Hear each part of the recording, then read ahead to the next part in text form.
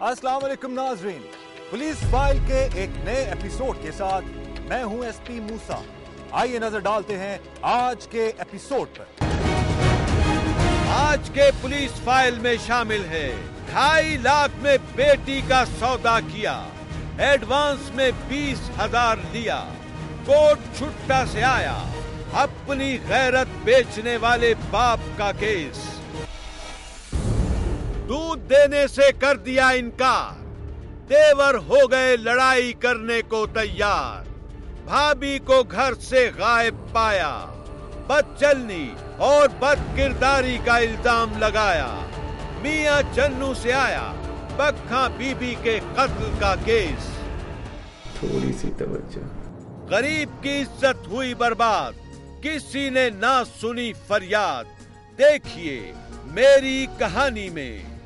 देखो, मैं तुम्हारी साहब से और बीबी जी से शिकायत कर दूंगी। डेरा गाजी खान की तहसील कोर्ट छुट्टा से आया लालची बाप के हाथों अपनी बेटी को बिकने से बचाने वाली अजीज माई का केस। क्या है इस केस का अहवाल, आइए देखते हैं। बेटियां बाप की इज्जत और गैरत होती हैं, और जब कोई बाप अपनी ही इज्जत और गैरत को बेचने लगे तो नतीजा इंतहाई भयानक होता है। ऐसा ही कुछ हुआ डेरा गाजी खान की तहसील कोट छुट्टा की बस्ती रेखा के रिहायशी सोहराब खान के साथ। सोहराब खान अपनी बीवी, 2 बेटियों और 3 बेटों के साथ बगैर 4 दीवारी के 2 कमरों वाले कच्चे घर में रहता है। सोहराब खान की बड़ी बेटी गुलाब बीबी की उम्र 16 बरस है और वो अपनी मां के साथ घर के काम काज में हाथ बटाने के अलावा खेतों में छोटे मोटे काम भी करती है। जबकि सोहराब खान के दोनों बेटे मेहनत मजदूरी करने कराची या लाहौर चले जाते हैं। एक रोज सोहराब खान मिठाई का डिब्बा लेकर घर आया। वो मिठाई अपनी बीवी अजीज माई और बेटी गुलाब बीबी को खिलाने लगा। अजीज माई और गुलाब बीबी ने मिठाई खानी शुरू कर दी। इसी दौरान अजीज माई ने उससे मिठाई लाने की वजह पूछी तो सोहराब खान ने गुलाब बीबी के सर पर हाथ रखकर बताया कि मैंने अपनी बेटी का रिश्ता तय कर दिया है। कुछ रोज बाद अजीज माई को पता चला कि उसके शोहर सोहराब खान ने 1,50,000 रुपए में अपनी बेटी गुलाब बीबी को किसी शख्स के हाथों बेच दिया है। अजीज माई को उसके भांजे अहमद बख्श ने बताया कि सोहराब खान ने गुलाब बीबी को हुतानी कबीले के किसी शख्स को 1.5 लाख में बेच दिया है और उस शख्स से 20,000 रुपए एडवांस के तौर पर भी ले लिए हैं। अजीज माई ने अपने भांजे अहमद बख्श के जरिए इस सारी बात की इत्तला मजदूरी के लिए कराची गए अपने बेटों तक पहुंचाई। अपने बाप के हाथों अपनी बहन के बेचे जाने की खबर सुनकर सोहराब खान का बड़ा बेटा कासिम अपने छोटे भाई के साथ कराची से वापस आ गया। उन्होंने अपनी माँ और अपने कजन की सारी बात सुनी और उसी शाम जब सोहराब खान घर आया तो गुलाम कासिम ने अपने बाप से गुलाब बीबी का इतनी जल्दी में रिश्ता तय कर देने की वजह पूछी तो सोहराब खान ने बताया कि वो काफी अरसे से बीमार है, घर में मेरे इलाज के लिए पैसे नहीं हैं, इसलिए मैंने गुलाबों का रिश्ता तय किया है और लड़के वाले गुलाबों के रिश्ते के बदले मुझे इलाज के लिए पैसे दे रहे हैं। बाप की बात सुनकर गुलाम कासिम ने अपने बाप को उसका इलाज कराने की यकीन दहानी कराई और कराची में दोनों भाइयों की मेहनत और मजदूरी करके कमाए हुए पैसे उसे देकर कहा कि वो जाए और गुलाबों के रिश्ते के लिए ली हुई एडवांस रकम वापस करके आए। चंद रोज बाद गुलाम कासिम ने अपनी आबाई जमीन बेचकर अपने बाप को इलाज के लिए अच्छे अच्छे डॉक्टरों के पास ले गया। मुख्तलिफ डॉक्टरों से चेकअप कराने के बाद सोहराब खान बिल्कुल सेहतमंद निकला तो गुलाम कासिम ने बेची हुई जमीन के सारे पैसे भी अपने बाप सोहराब खान को दे दिए और उसे मुकम्मल आराम करने का कहा। कुछ दिन बाद गुलाम कासिम अपने छोटे भाई को साथ लेकर मजदूरी के लिए वापस फिर कराची चला गया। गुलाम कासिम को कराची गए अभी 2 महीने ही गुजरे थे कि अजीज माई को पता चला कि सोहराब खान ने फिर किसी शख्स के हाथों अपनी बेटी गुलाबो को 2.5 लाख रुपए में बेचने की बात पक्की कर ली है। सोहराब खान के अपनी बेटी को बेचने के फैसले के सामने इस बार गुलाब बीबी की मां मजबूत दीवार बनकर खड़ी हो गई। अजीज माई को जब गुलाब बीबी के 2.5 लाख रुपए में बिकने की बात का पता चला तो उसने सोहराब खान को साफ साफ कह दिया कि वो मर जाएगी लेकिन अपनी मासूम बेटी को लावारिसों की तरह बिकने नहीं देगी। अजीज माई की बात सुनकर सोहराब खान ने कहा कि गुलाबो मेरी भी बेटी है, मैं इसका बाप हूँ और मैं अपनी बेटी के लिए जो फैसला करूंगा अच्छा करूंगा। इसी तरह दोनों मियां बीवी एक दूसरे के साथ लड़ते झगड़ते सो गए। अगली सुबह एक बार फिर सोहराब खान और उसकी बीवी अजीज माई के दरमियान सख्त कलामी हुई और अजीज माई गुस्से में अपने खामिन को मुख्तलिफ धमकियां देते हुए घर से बर्तन उठाकर करीबी मस्जिद के सामने लगे पानी के नलके से पानी भरने चली गई। सोहराब खान अजीज माई के इस रवैये को बर्दाश्त न कर सका और गुस्से में आकर उसने अजीज माई को उसके पीछे जाकर गोली मार दी। गोली चलने की आवाज सुनकर गांव के लोग अपने घरों से बाहर निकल आए। सबसे पहले अजीज माई का भांजा अहमद बख्श मौके पर पहुंचा। अहमद बख्श ने देखा कि उसकी खाला अजीज माई दम तोड़ चुकी थी और अजीज माई की लाश के पास वो बंदूक भी पड़ी थी जिससे निकलने वाली गोली ने उसकी जान ले ली। अहले मोहल्ला ने इस वाक़े की इत्तला पुलिस को दी तो पुलिस ने मौके पर पहुंचकर सोहराब खान को गिरफ्तार करके आलाए कत्ल भी अपने कब्जे में ले लिया।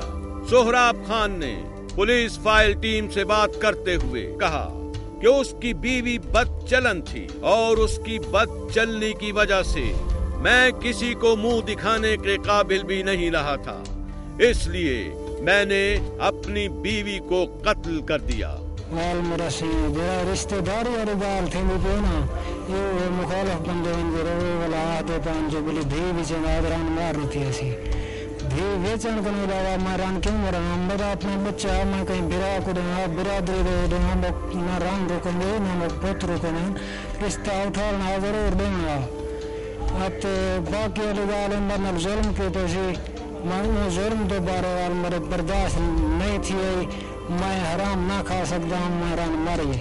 अजीज माई पर लगाए जाने वाले इल्जाम के बारे में जब सोहराब खान के भाई शाकिर खान से पूछा गया तो उसका कहना था कि अजीज माई बेकसूर है और सोहराब खान के तमाम इल्जाम झूठे हैं।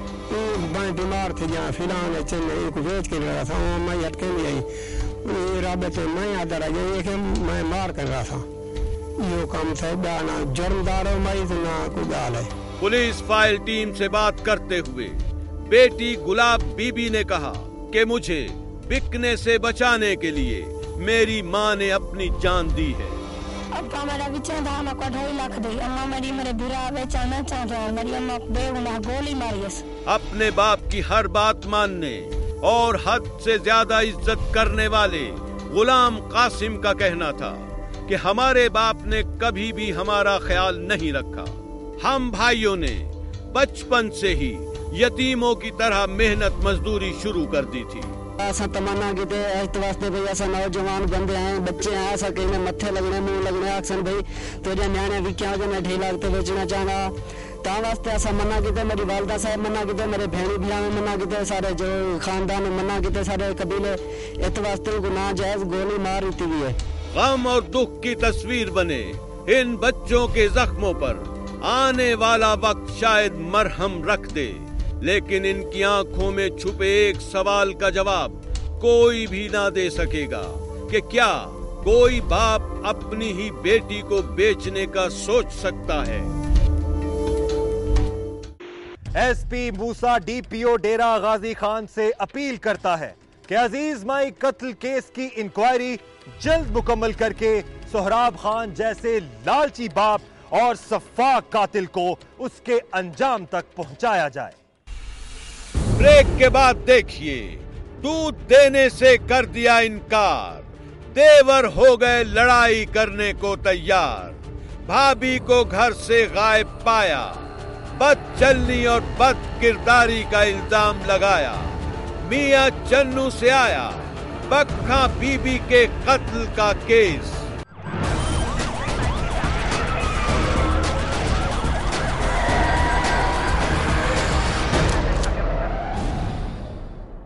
मियां चन्नू के नवाही गांव 118/15L से आया बक्खा बीबी का केस। क्या है इस केस का अहवाल, आइए देखते हैं। मियां चन्नू सूबा पंजाब का मशहूर शहर है। तेजी से बढ़ती हुई आबादी और तरक्की करते हुए इस शहर को 1985 में जिला खानेवाल की तहसील का दर्जा दिया गया। मियां चन्नू पाकिस्तान की ज़रई अजनास कपास, गंदुम और आम की पैदावार में बहुत अहमियत का हामिल है। इसी शहर मियां चन्नू के नवाही गांव 118/15L में रहता है अल्लाह दित्ता अपनी बीवी बक्खा बीबी और 6 बच्चों के साथ। अल्लाह दित्ते को अल्लाह ने सुनने और बोलने की ताकत अता नहीं की। अल्लाह दित्ता अपने बहन भाइयों में सबसे बड़ा है और शुरू से ही बहुत मेहनती और निहायत जफाकश इंसान है। अल्लाह दित्ते के वालिदैन ने 10 साल पहले उसकी शादी करीबी गांव की एक लड़की बक्खा बीबी के साथ कर दी और अल्लाह ताला ने 10 साल में अल्लाह दित्ते और बक्खा बीबी को 5 बेटे और 1 बेटी अता की।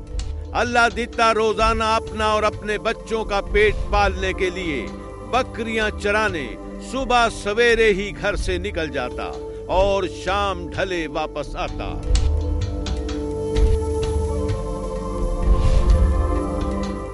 अल्लाह दित्ता के वालिद ने अपनी भैंस बक्खा बीबी को दे दी ताकि वो अपने बच्चों की परवरिश अच्छी तरह से कर सके। अल्लाह दित्ते के 2 छोटे भाइयों शाहिद और जावेद ने बक्खा बीबी के साथ भैंस की वजह से लड़ाई झगड़ा शुरू कर दिया। शाहिद और जावेद का मुतालिबा था कि या तो भैंस वापस उनके हवाले कर दी जाए या फिर उनको भैंस के दूध की मुनासिब मिकदार फराहम की जाए। लेकिन बक्खा बीबी जो सारा दिन मेहनत मजदूरी करके भैंस के लिए चारे का बंदोबस्त करती, वो उसके दूध का हिस्सा अपने देवरों को देने के लिए तैयार नहीं थी और इसी बात को लेकर अक्सर औकात बक्खा बीबी और अल्लाह दित्ते के भाइयों के दरमियान लड़ाई झगड़ा भी होता रहता था। लेकिन अल्लाह दित्ता कभी भी अपने बीवी और भाइयों के दरमियान होने वाले झगड़े में नहीं पड़ा। जब भी देखता कि उसके भाइयों और उसकी बीवी के दरमियान झगड़ा शुरू होने वाला है तो वो घर से बाहर चला जाता। 2 अगस्त 2012 को अल्लाह दित्ता सारा दिन भेड़ बकरियां चराकर शाम को घर लौटा तो उसे अपने बच्चे परेशान दिखाई दिए। उसका सबसे छोटा बेटा जिसकी उम्र 10 माह है भूख से तड़प रहा था। अल्लाह दित्ते ने जल्दी से अपनी बीवी को ढूंढने के लिए इधर उधर जाकर देखा मगर बक्खा बीबी उसे कहीं नजर नहीं आई तो वो अपने बच्चों को पास बिठाकर उसका इंतजार करने लगा।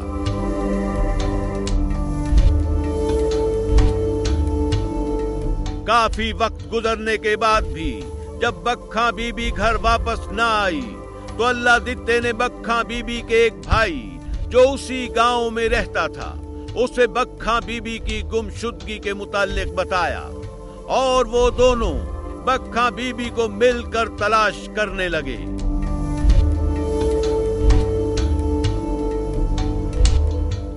बक्खा बीबी अपने 6 मासूम बच्चों को अकेला छोड़कर अचानक कहां गायब हो गई, ये हम आपको बताएंगे एक ब्रेक के बाद।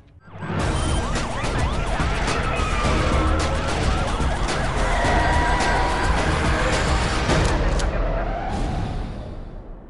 बक्खा बीबी का जब कुछ दिनों तक कोई पता नहीं चला तो उसके देवरों ने पूरे गांव में मशहूर कर दिया कि वो अपना घर छोड़कर किसी के साथ भाग गई है। अल्लादित्ता और उसके 6 मासूम बच्चे अपनी मां के ना मिलने की वजह से बेहाल हो चुके थे। 13 अगस्त 2012 को उनके घर के सामने कूड़े के ढेर पर किसी शख्स ने एक लाश देखी। कूड़े के ढेर पर पड़ी लाश को देखकर उस शख्स ने शोर मचा दिया और थोड़ी ही देर में पूरा गांव वहां जमा हो गया।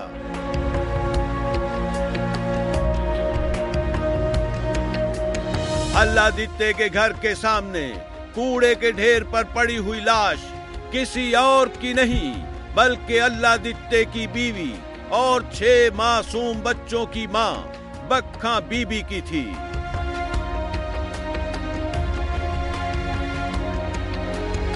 बक्खा बीबी की लाश की शिनाख्त करने के बाद गांव के लोगों ने पुलिस थाना सदर मियां चन्नू में इस वाक़े की इत्तला दे दी। पुलिस ने मौके पर पहुंचकर लाश को पोस्टमार्टम के लिए भेज दिया और बक्खा बीबी के कत्ल के शक में उसके देवर जावेद को गिरफ्तार करके तफ्तीश शुरू कर दी। तफ्तीश के दौरान जावेद ने बक्खा बीबी को कत्ल करने का इकरार कर लिया और ये भी बताया कि इस जुर्म में उसका दूसरा भाई शाहिद भी उसके साथ था। जावेद के इस बयान पर पुलिस ने कार्रवाई करते हुए शाहिद को भी गिरफ्तार कर लिया और उनके खिलाफ अपनी भाभी को कत्ल करने का मुकदमा भी दर्ज कर लिया।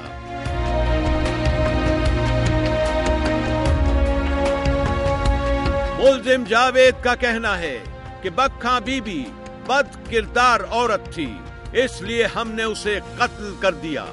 वाके नहीं दी मैनू खर्चा नहीं मिलता, गुंगा मेरे गल पा छड़िया ने। सर जी वडेरिया ने किया, सानू तो कोई समझ नहीं ना, वडेरिया ने मुकाना ना, असी कोई किसी किस्म की साजिश दे नाल किसी किस्म की नहीं की। लेकिन जिस दिन मैं उसका कत्ल किया उस दिन वो 9 बजे तो बाद वो आई है, मैं घर बैठा तो मैं इंतजार करना मैं कदों आती है वापस।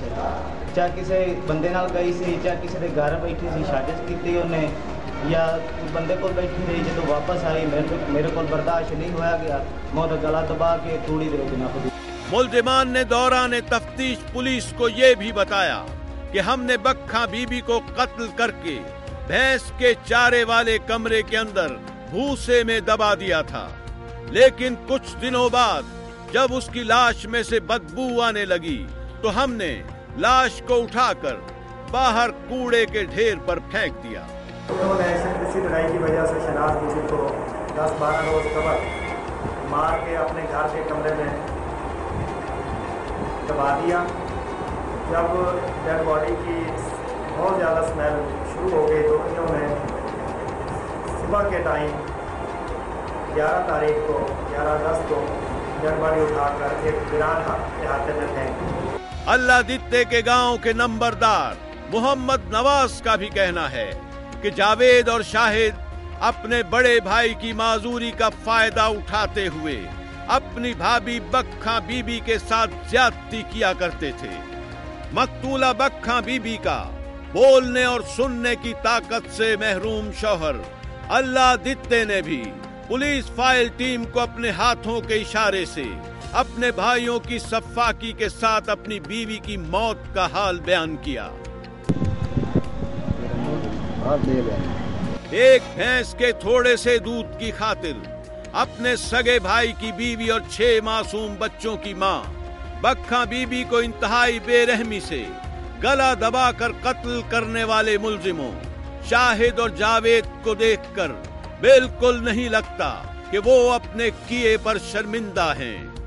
दूसरी तरफ उन 6 मासूम बच्चों को कौन जवाब देगा कि उनकी मां कहां है।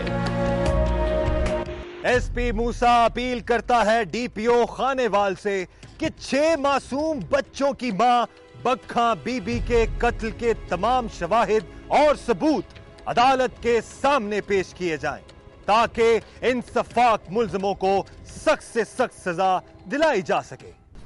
क्या चाहिए? बस थोड़ी सी तवज्जो।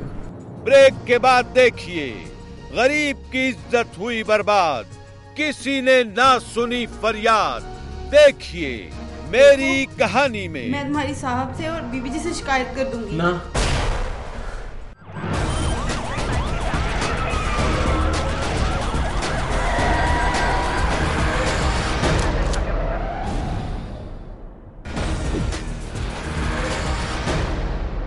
गरीब की इज्जत का शायद कोई रखवाला नहीं, और कभी कभी उसकी इज्जत अपने ही जैसों का नवाला बन जाती है। रिश्ता लेना जब जिद बन गया तो मर्द की अना की भेंट चढ़ गई फिर एक और निहत्ती और बेबस लड़की, जिसका जुर्म सिर्फ इतना था कि वो जिंदगी अपनी मर्जी से गुजारना चाहती थी। सैलाब ने जो था सब उजाड़ दिया। भूख से मरने लगे तो रिस्क की तलाश में शहर आए। तालीम थी नहीं, अगर कर सकते थे तो जूठे बर्तन साफ और घरों में झाड़ू पोंछा, लेकिन इस दौर में वो भी मुश्किल से मिलता है। और फिर एक घर में मुलाजमत मिल ही गई।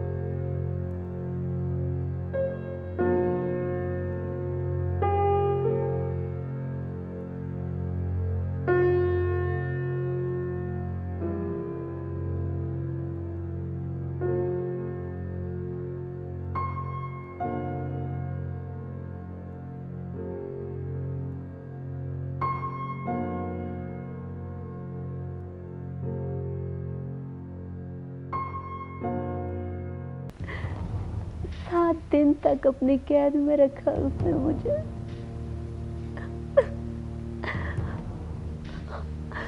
और 7 दिन तक मेरे साथ ज्यादती करता रहा। एक दिन शाहजेब उस मकान पर नहीं था और उसके दोस्त अमजद ने भी वही किया जो शाहजेब कर रहा था।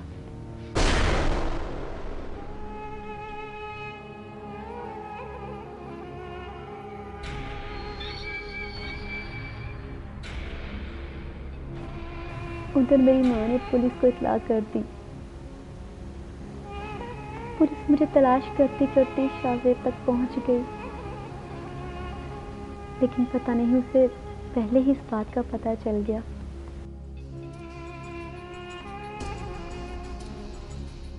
तुमने इसे नीम का इंजेक्शन लगा दिया था? हाँ वो तो लगा दिया था, मगर अब करना क्या है? पुलिस को मुझ पर शक हो चुका है।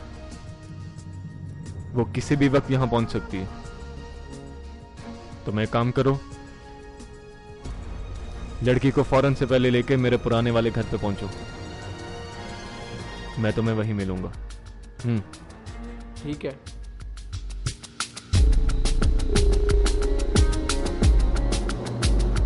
उस दिन कुदरत को कुछ और ही मंजूर था। उस दिन मुझे जल्दी होश आ गया।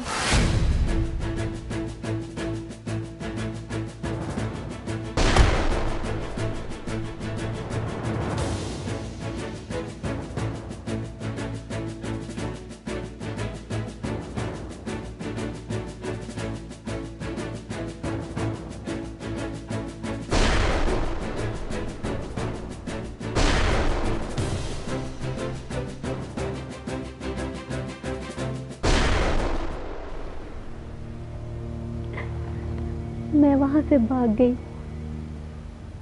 और सीधे पुलिस स्टेशन पहुंची। मैंने पुलिस को अपना बयान रिकॉर्ड करवा दिया। अब जो तो पकड़ा गया, लेकिन शाहजेब उनके हाथ नहीं लगा। मेरा मेडिकल टेस्ट भी करवा लिया गया। मेरे मालिका ने मेरी कोई मदद नहीं की। उन्होंने शाहजेब की भी साइड नहीं ली। मुझे इंसाफ तो शायद मिल जाए, लेकिन क्या हम जैसे लोग जो पहले ही मरे होते हैं वो बार बार मरते रहेंगे? गांव में आने वाला सैलाब मेरी इज्जत और जिंदगी को भी बहा कर ले जाएगा। मैंने कभी सोचा भी नहीं था, कभी नहीं था सोचा। हमारे मुआशरे में कब तक औरत मर्द की अना और हवस का शिकार होती रहेगी? क्या एक आजाद शहरी होने के नाते उसे ये इख्तियार नहीं है कि वो अपनी जिंदगी के बारे में फैसले खुद करे? अगर है तो उसको तहफ्फुज़ फ्राहम करने वाले चुप क्यों हैं? अगर आपके साथ भी हुई है कोई नाइंसाफी या आप गवाह हैं किसी भी जुर्म के, तो खामोश मत रहिए, बोलिए, अपनी कहानी सुनाएं, एसपी मूसा को बताएं। हमें एसएमएस करें, पीएफ लिखकर स्पेस दें, अपना पैगाम लिखें और 3031 पर हमें भेज दें, या हमें ईमेल करें। हमारा एड्रेस है policeFile@dunianews.tv। आप हमें खत भी लिख सकते हैं।